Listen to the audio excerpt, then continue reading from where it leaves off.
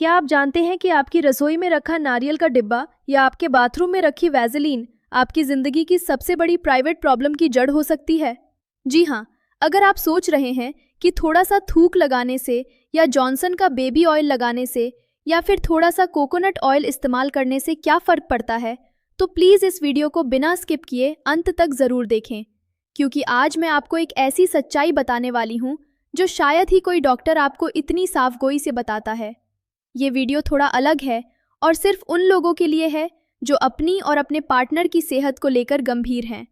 मैं हूं आपकी अपनी ऋतु साहू और आप देख रहे हैं रियल टॉक्स विद ऋतु। और मेरे क्लिनिक या मेरे सोशल मीडिया के इनबॉक्स में सबसे कॉमन सवाल जो पूछा जाता है वो यही है कि मैडम, क्या हम घर में रखी इन चीज़ों का इस्तेमाल फिजिकल इंटीमेसी के दौरान कर सकते हैं?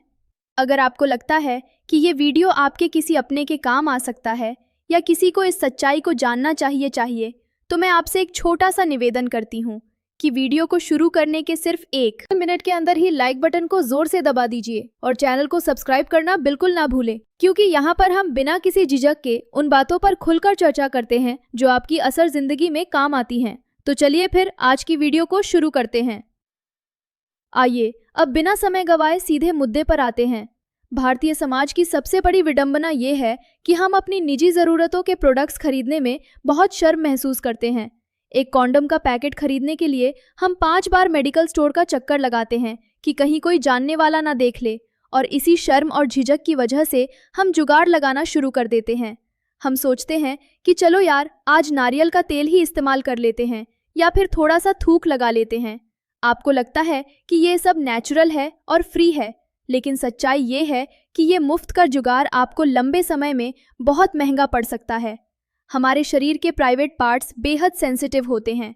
वहाँ की त्वचा की बनावट, उसकी नमी और उसका पीएच बैलेंस आपके चेहरे या हाथों की त्वचा से बिल्कुल अलग होता है।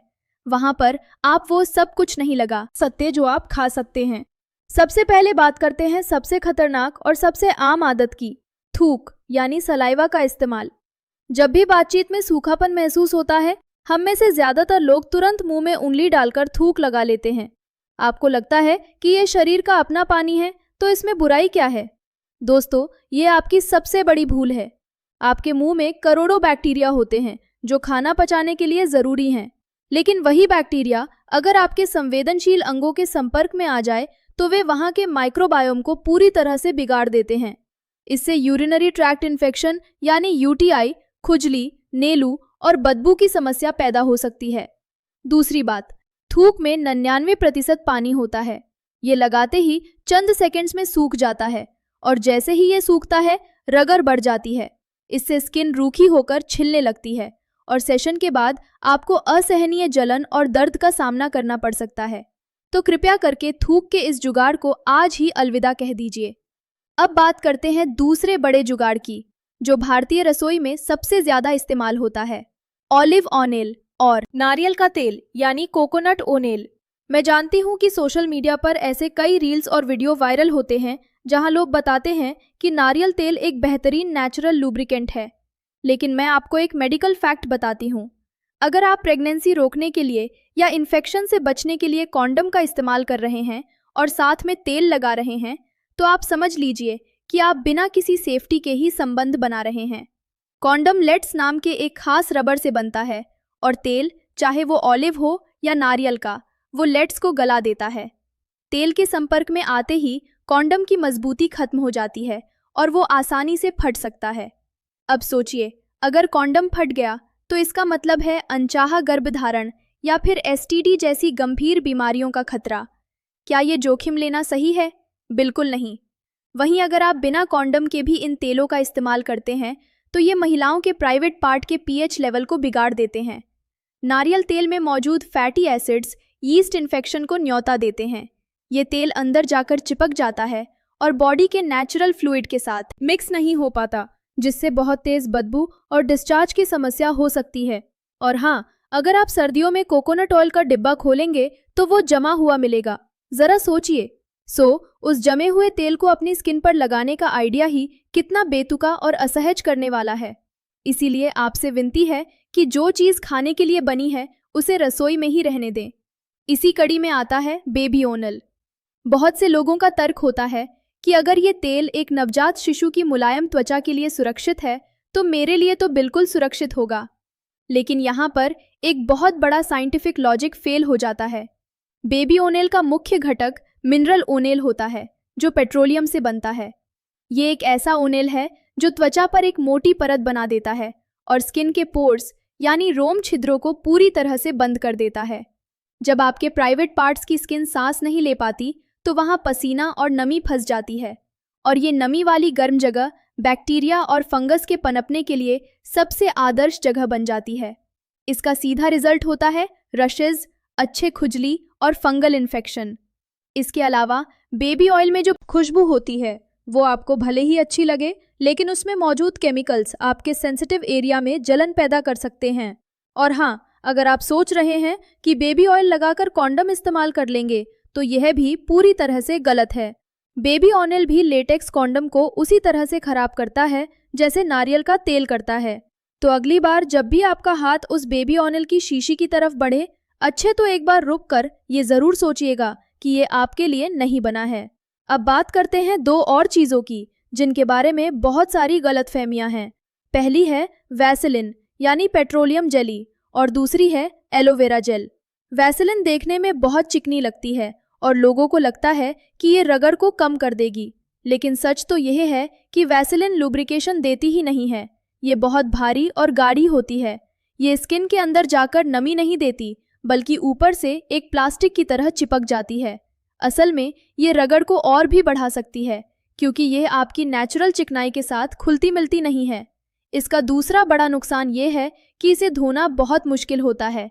आपको इसे साफ करने के लिए बार बार साबुन लगाना पड़ता है और ज़्यादा साबुन लगाने से आपके प्राइवेट पार्ट का नेचुरल मॉइस्चराइज़र ही खत्म हो जाता है, जिससे स्किन और भी ज़्यादा रूखी और बेजान हो जाती है।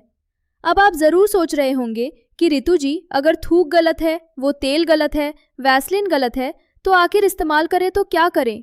दोस्तों, यही तो मैं आपको बताना चाहती हूँ कि हर चीज़ का एक सही विकल्प बाजार में मौजूद है और उसे इस्तेमाल करने में कोई सर्वकर्म की बात नहीं है। अगर आप अपनी सेहत से समझौता नहीं करना चाहते तो आपको सही प्रोडक्ट चुनना होगा। सबसे पहली और सबसे ज़रूरी बात, अगर आप कॉन्डम का इस्तेमाल कर रहे हैं तो आपको सिर्फ और सिर्फ वाटर बेस्ड लुब्रिकेंट ही इस्तेमाल करना चाहिए। ये पूरी तरह से सेफ होते हैं। आइए, ये कॉन्डम को नहीं फाड़ते और आसानी से पानी से धुल जाते हैं। लेकिन एक और स्थिति होती है। कई बार लोग बिना कॉन्डम के संबंध बना रहे होते हैं या फिर कई पुरुष अपनी स्टैमिना बढ़ाने और नसों की मजबूती के लिए निजी अंगों की मसाज करना चाहते हैं। ऐसे में उन्हें एक ऐसे ओनेल की ज़रूरत होती है जो सिर्फ चिकनाई ही नहीं देता बल्कि जो त्वचा को अंदर से पोषण भी दे। और यहीं पर मैं आपको एक ऐसे नेचुरल और आयुर्वेदिक समाधान के बारे में बताना चाहूँगी जिस पर मैंने खुद रिसर्च की है और जिसके नतीजे बहुत अच्छे हैं। उसका नाम है नेचरमेनिया लिफ्ट ओनियल। देखिए, ये कोई आम तेल नहीं है। ये खास तौर पर पुरुषों के प्राइवेट एरिया की सेंसिटिव स्किन को ध्यान में रखकर बनाया गया है। इसमें कोई हार्श केमिकल नहीं है और ना ही वो पैराबेन जो आपकी स्किन को नुकसान पहुंचाते हैं। ये एक ऐसा ब्लेंड है जिसमें दालचीनी, लौंग, जायफल, शिलाजीत, अश्वगंधा, शैली शतावरी और गोखरू जैसी दुर्लभ जड़ी बूटियां मिलाई गई हैं। इसका बेस ऑयल तिल का तेल है जो त्वचा के रोम छिद्रों को बंद नहीं करता बल्कि अंदर तक पोषण पहुंचाता है। जब आप इस तेल से मसाज करते हैं तो ये आपकी नसों में ब्लड सर्कुलेशन को तेज करता है, जिससे आपको एक अलग ही तरह की ताजगी और आत्मविश्वास का एहसास होता है। लेकिन याद रखिए, ये एक बहुत ही महत्वपूर्ण बात है कि किसी भी तरह के तेल का इस्तेमाल, चाहे वो कितना भी नेचुरल क्यों ना हो, कॉन्डम के साथ कभी नहीं करना चाहिए। ये नियम पक्का है। तो अगर आप बिना कॉन्डम के हैं या सिर्फ रोजाना की मसाज के लिए एक अच्छा आयुर्वेदिक प्रोडक्ट ढूंढ रहे थे तो नेचरमेनिया लिफ्ट ऑयल एक बहुत ही भरोसेमंद और सुरक्षित विकल्प है।